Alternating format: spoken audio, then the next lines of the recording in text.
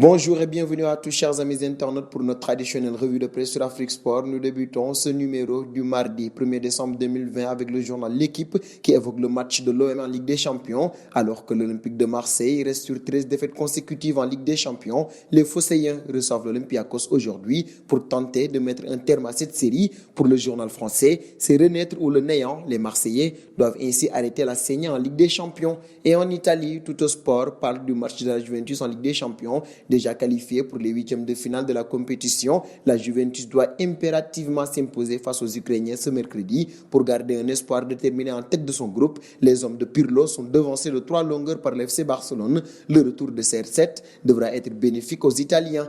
Et du côté du Corriere dello Sport, on met en avant les propos d'Antonio Conte.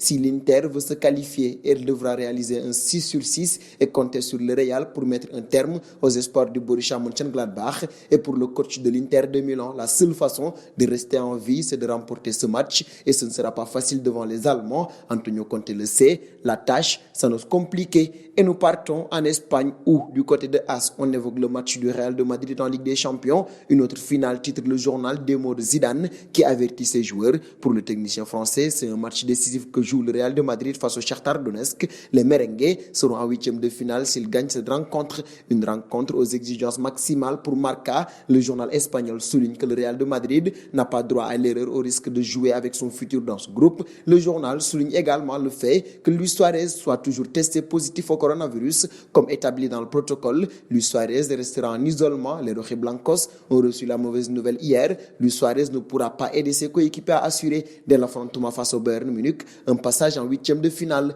Et en Catalogne, ancien fief de Suarez, le Barça souffre d'un manque de défenseurs centraux. Présentement, seuls les jeunes Araujo et Oscar Mingueza sont disponibles. Clément Langlais est touché, tout comme Piqué, Samuel Umtiti. Le Barça devra colmater pour survivre en défense. Mais heureusement, le prochain match de Blaugrana est sans enjeu. Le Barça étant déjà qualifié en huitième de finale. Et c'est ce souci en défense centrale qui est évoqué par Mundo Deportivo, notre dernier quotidien du jour. Koeman et le club conviennent de la nécessité de signer un défenseur central en janvier en raison de la longue absence de Piqué. Eric Garcia est la cible et le club catalan ira aux négociations avec Manchester City. Et cette information met un terme à la revue de presse. Mais avant de clore ce numéro, nous adressons nos félicitations à Modou Fall Cissé puisque Eden Hazard a marqué son dernier but avec Chelsea contre Arsenal en finale d'Europa League le 29 mai 2019. Et la question du jour concerne la Ligue des Champions. Quelle formation suit Marseille dans la liste des équipes avec le plus grand nombre de défaites d'affilée en Ligue des Champions? Vos réponses seront attendues en commentaire et le premier à trouver la bonne réponse sera distingué dans notre prochaine vidéo.